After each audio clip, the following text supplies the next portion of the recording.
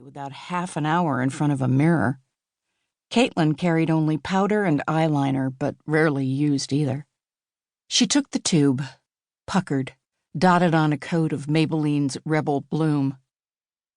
Wow, that is exceptionally pink. Mary winked. You're single, right? Keep it. Might help you make a friend at the after-party. Caitlin made a note to trash the war paint at a less insulting moment, dropped the tube into her purse, and donned her pointy new cap. Lead the way, Dean Lubbers Gaffney. Mary guided her out of the hotel and into the halls of the student union. An April evening in Indiana meant hot-blooded students wearing t-shirts and shorts. Anything to tease the spring out of hiding after a white winter, even if the temperature only hovered in the 60s. Caitlin's thin-blooded California body was thankful for the gown. Mary paused at the entrance to a conference room. Mind taking a few questions?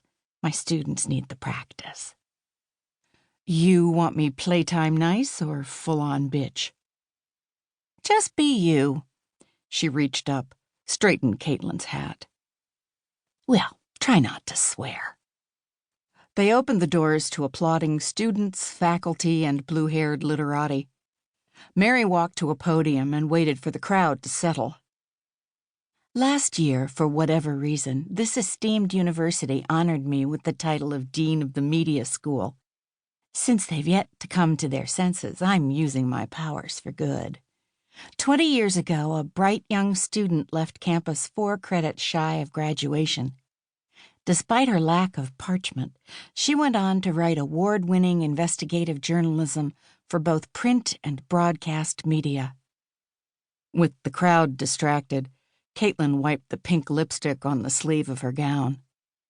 And recently published a best-selling memoir about her work to expose corruption within the Los Angeles Police Department. Tonight it is my pleasure to present the diploma she left behind. Please join me in congratulating our newest graduate, Caitlin Bergman. Caitlin fought off a surprising blush and joined Mary at the podium for the ceremonial tassel turning, and honest-to-goodness paper diploma she'd never felt she'd needed. She rattled off the required acknowledgments, then pulled the mic closer. I understand we've got some aspiring journalists in the house. A young man's hand shot up. Mrs. Bergman. Miss. I'm sorry, Miss Bergman. Where are you from? Yikes! I don't mean to be an... She shot Mary a quick smile, chose a PG abbreviation. A-hole, but do a web search for background info first. Who's got a real question? Another hand, female this time. Miss Bergman, with the decline of print journalism, what are our chances of finding a job after graduation? Now we're talking. She launched into a depressingly honest portrait of the modern world of journalism.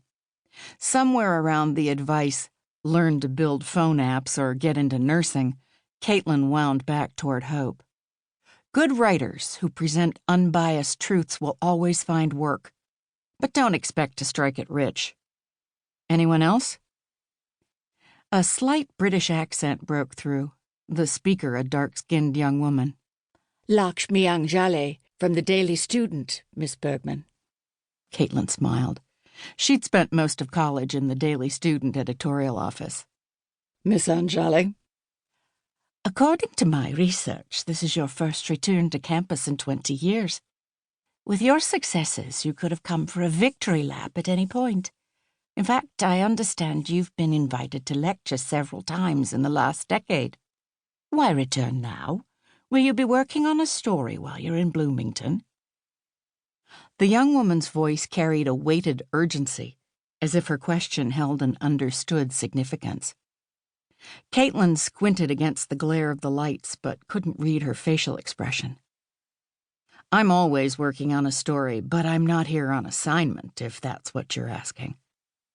Something about your tone leads me to believe you have a specific follow-up question. The girl nodded. Allow me to clarify. Are you planning to look for